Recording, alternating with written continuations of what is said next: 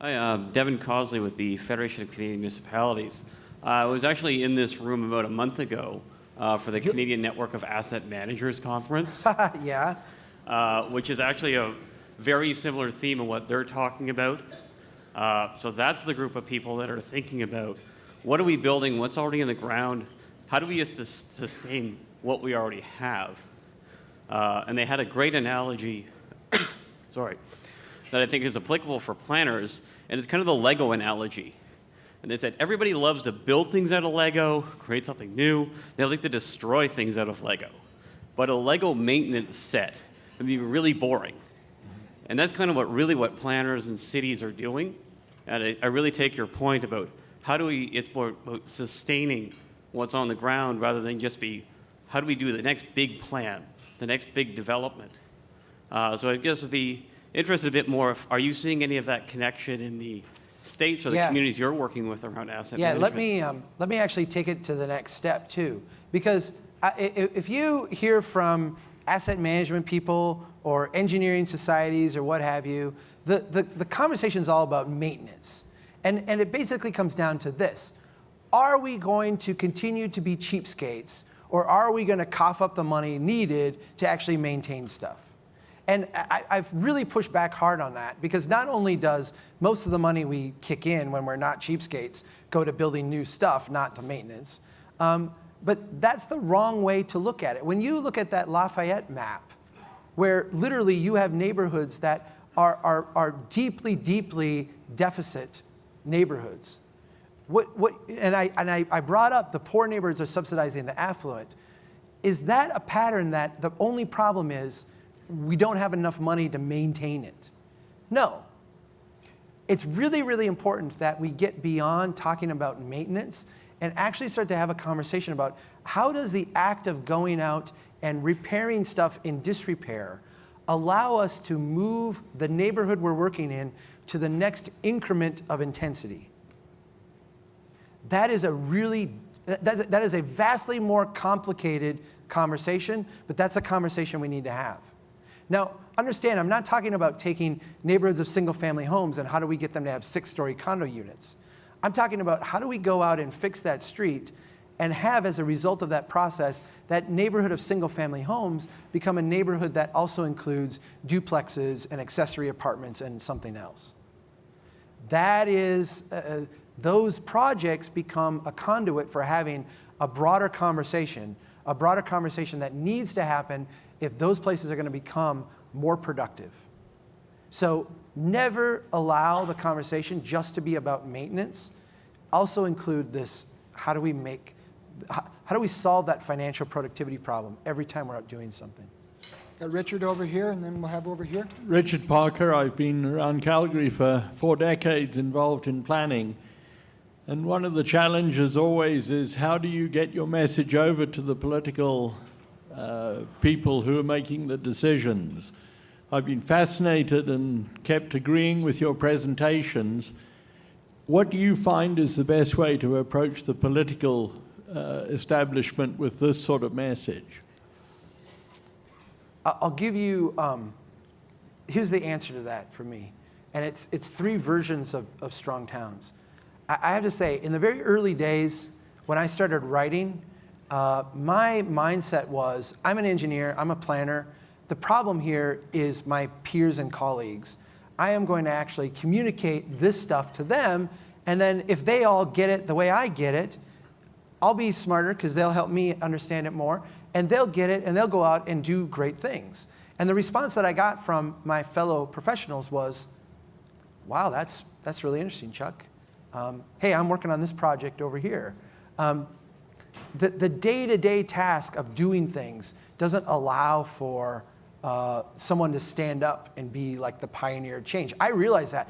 I couldn't say these things as a person working for cities because nobody in the process wanted to hear it.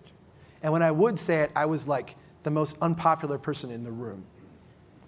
So version 2 of Strong Towns was, okay, let's talk to elected officials. Because my gosh, how many times have I gone to a council meeting with a brilliant report, a brilliant analysis, and had the elected officials who, let's face it, are not the brightest group that we're ever, Occasionally you run into one, but how do we get these dim-witted people to actually realize the brilliance of what we're doing, right? And so I went out and I tried to share this message with elected officials, and I'll tell you what, they're not as dim-witted as we think they are. They're actually pretty smart, but they're dealing not with the myopic, thing that we're dealing on. They're dealing with a bunch of other stuff, and they don't weight it the same way we do. And so what they would do is they would take this information in. They'd say, well, that's really bad, but I've got this and this and this going on.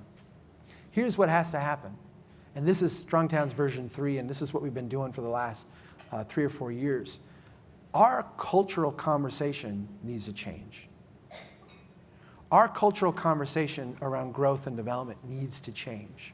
So the reason why I spent time talking about Detroit today was not to scare you or put, Detroit down. It was because we talk about Detroit, and we've all kind of written off Detroit as we're not Detroit, so we can explain them away. And what we have to do is actually have a different cultural conversation about where we're at, this experiment that got us here, and then how we start doing things differently. And when the culture starts to change, elected officials, appointed officials, and staff will also change. So what we do at Strong Towns is we try all the time to put together, we're publishing 3 articles a day, we're doing 2 podcasts a week, we're doing videos all the time, and our audience is, yes, staff and elected officials, but the primary audience for our stuff is just people who are going to be pains in your ass, because that's who we're trying to create. Thanks very much. Thank you very much for the great presentation. It's great. It's so refreshing to hear a scientific approach to decision making, and it's something that's missing from a lot of the municipalities. It's sort of a follow-up to the same sort of a theme, and that's politics. There's something fundamentally wrong with our decision making at the political level, and that is the fact that they are in a conflict with incremental growth. They have to show results every 4 years to get reelected, and they don't care what happens in 20 years.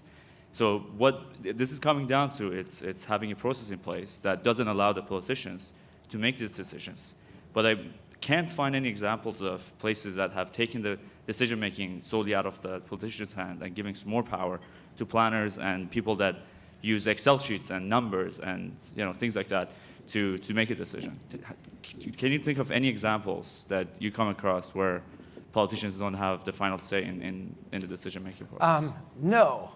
And I wouldn't recommend it either. I mean, I wrote this thing a few years ago about the difference between Singapore and Italy. And, Singapore is probably like the closest to that, where it's a very technocratic society and they're very comfortable with a technocratic approach. Let's sit down and calculate all these things very minutely. And then, they've got really kind of the most advanced kind of nuanced taxing and fee structure to reflect that.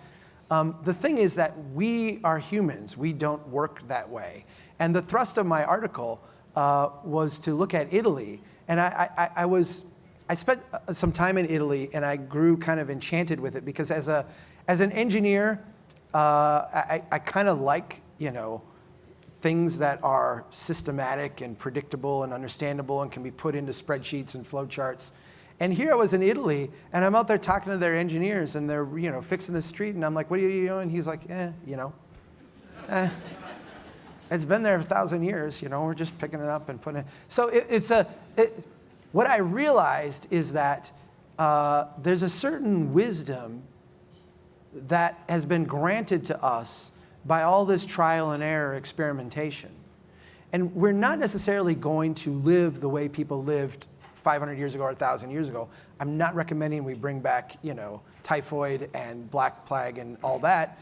I'm not recommending we have burn barrels and sewage in the streets.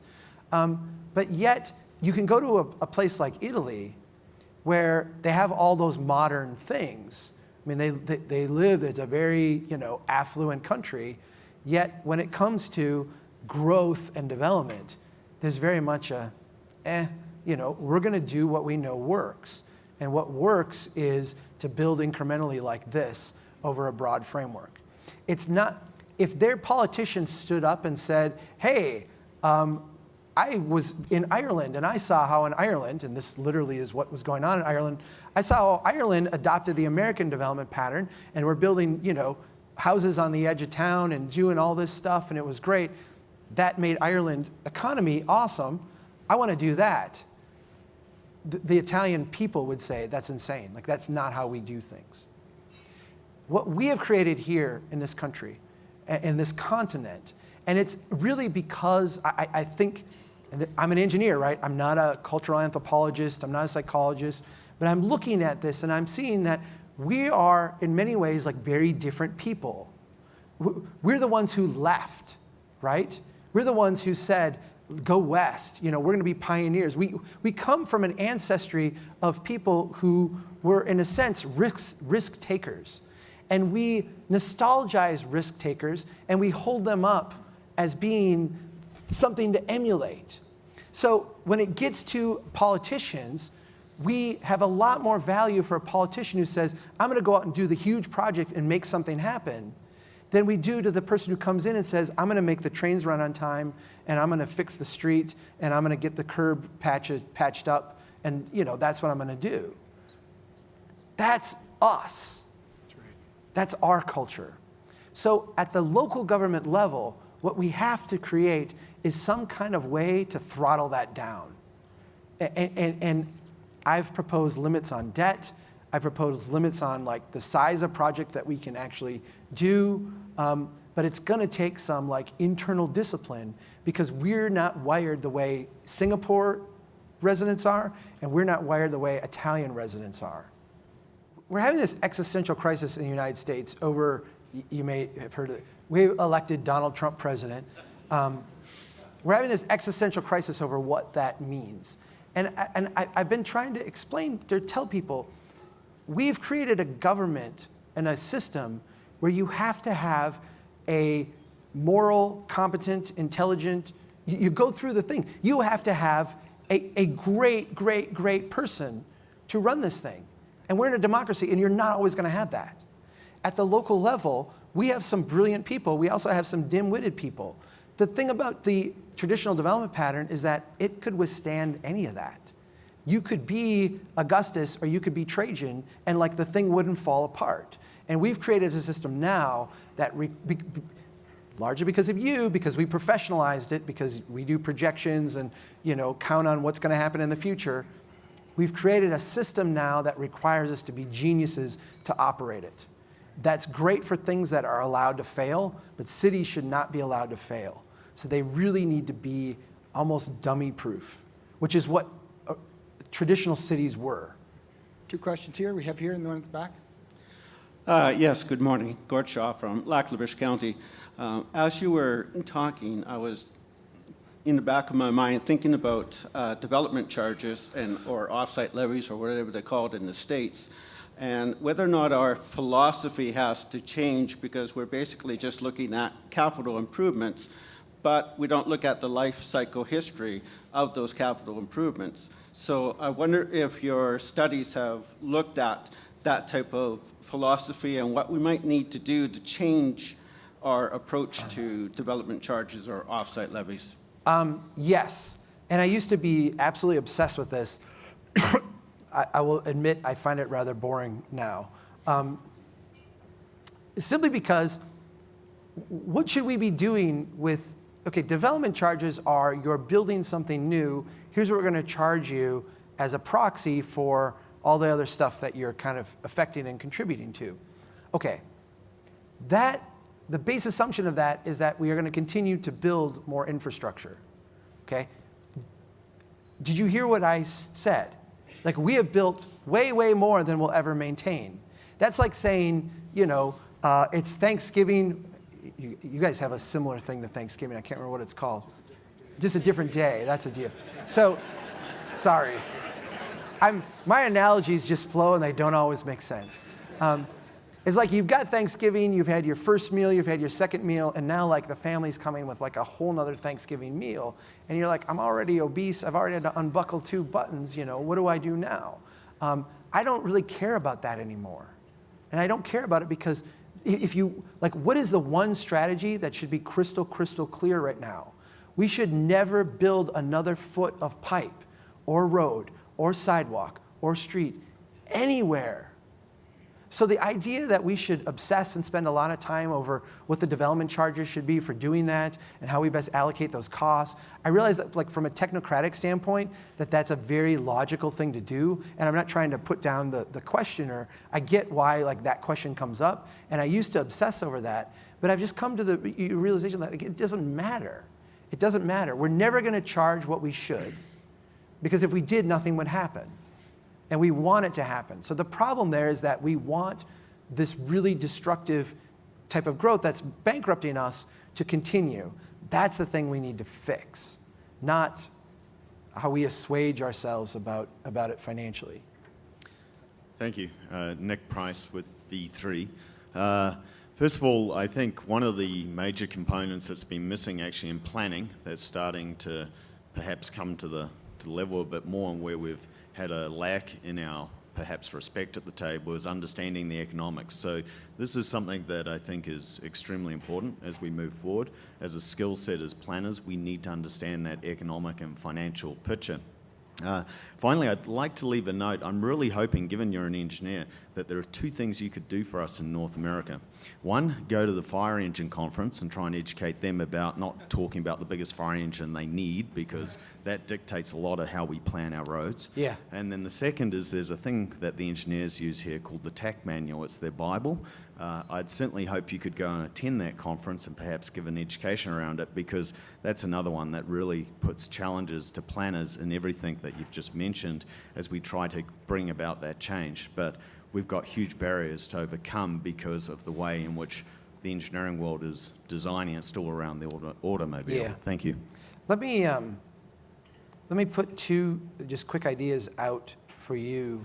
And we've actually made these into like little infographic things that you can hand out. Let's design our cities. I'm trying to think how exactly. Let's get the equipment for the cities we want, not design our cities for the equipment that we want.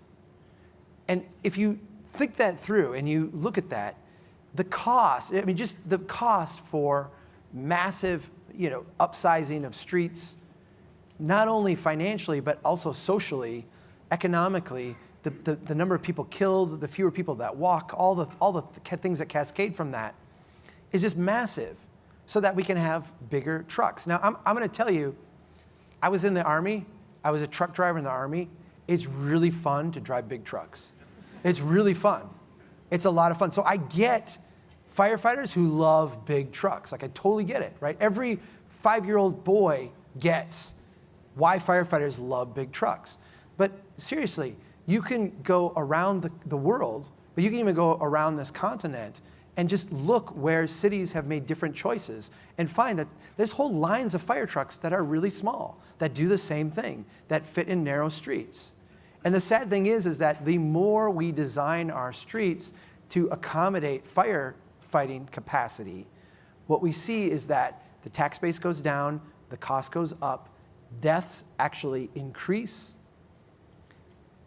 The firefighters get called out more to do jaws of life than actually put out fires, because more people are running into each other and have to be extracted from their vehicles.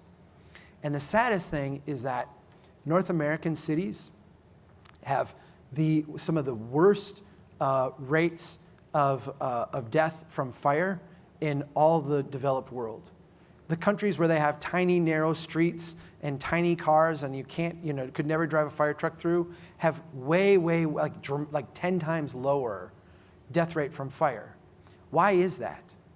It's because our approach is to focus on response time, and their approach is to focus on prevention. Response time, you will never get there quick enough to save people. You can only save people by preventing it in the first place. And so we're trapped in this cycle, and I think as planners, we can push back on it without getting into the weeds on whether it needs to be a 20-foot setback or a 20-foot clear zone, or like all that crazy stuff that they bring in their codes is just like them talking to themselves in their paradigm. What we need to do is shift to a different paradigm. Can't you get a different size fire truck? Yes. Question here, then here, then here. Please. Hi, I'm Alex. I'm from Dalhousie University, and I just had a question because the city that I'm studying in is doing what you're saying, is trying to start investing in the downtown, and with these small investments, trying to make walkable communities in these poor neighborhoods. And they're getting flack from the suburbs, and they're getting what you would expect city businesses saying they don't want bike lanes and things like that. But they're also getting the low-income people who live in those neighborhoods really scared that if the value increases, they're going to be pushed out with gentrification. That's something I'm seeing in a lot of cities across Canada. What can we do as planners to reinvest in these communities, make their lives better, but also not push these low-income people out? It's a really good question. I'll answer it very briefly, and then I think there's a longer understanding. I'll try not to go too long. The way we deal with it is we build incrementally.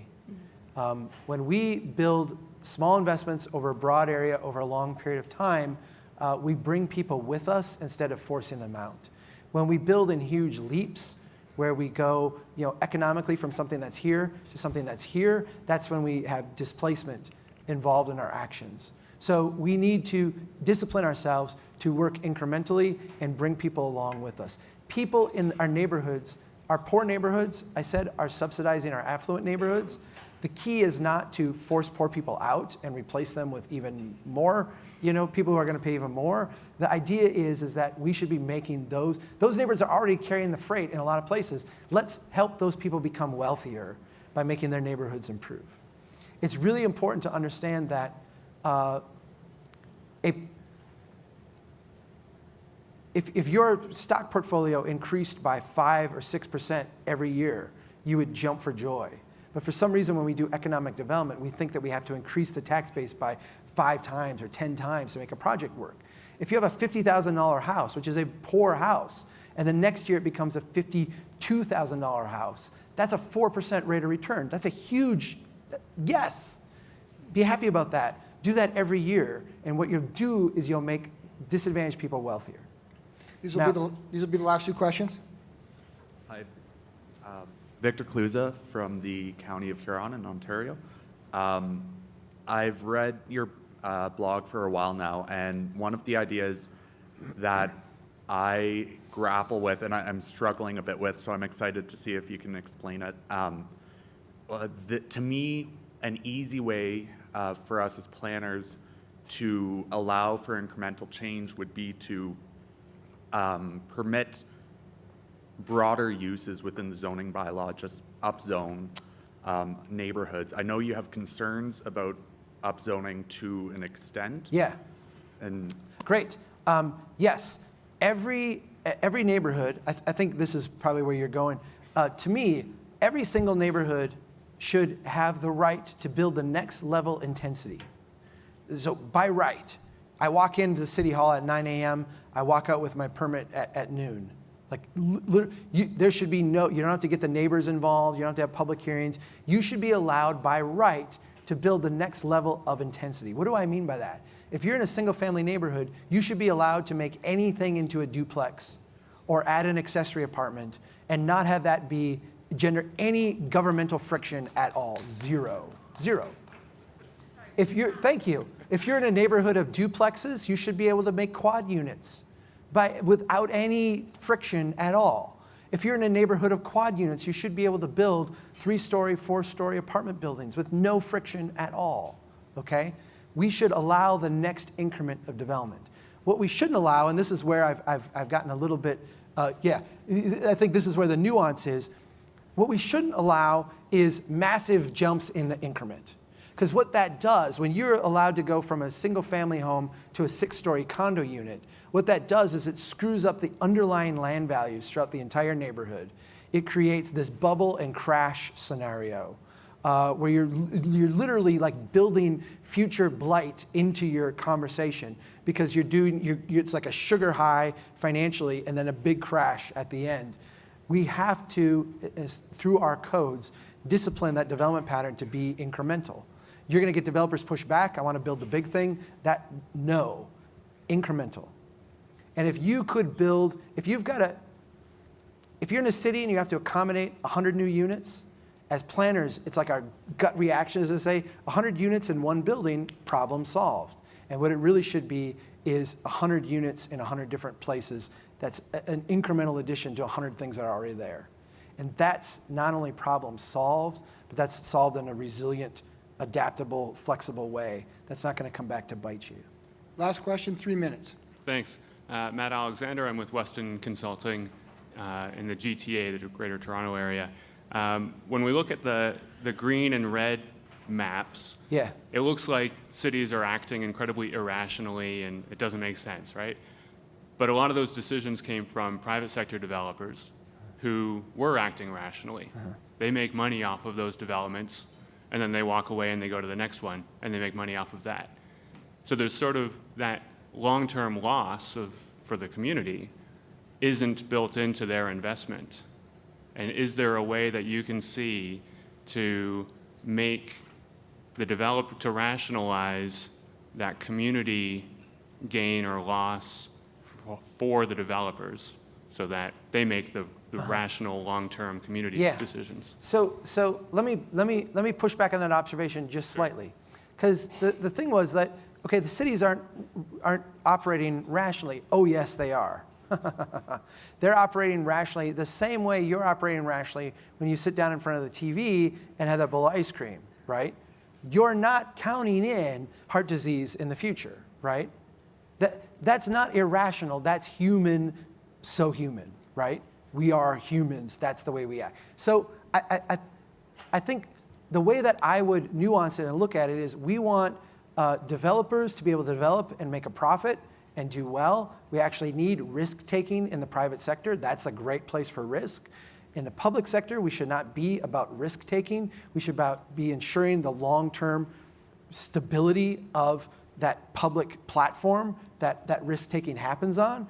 And so, yes, we need to look at the long-term implications. We should be obsessed with the second life cycle. We should be, and if you do that, you'll find that there's all kinds of development opportunities for developers to invest and make money. They're just not going to look like the ones you're doing today. And so I think it's important for us to understand that we have to have developers that are successful and profitable to do the things that need to be done to make our cities strong and resilient. But our job, the job of people in the public sector, is to make sure that that long-term equation is actually factored in.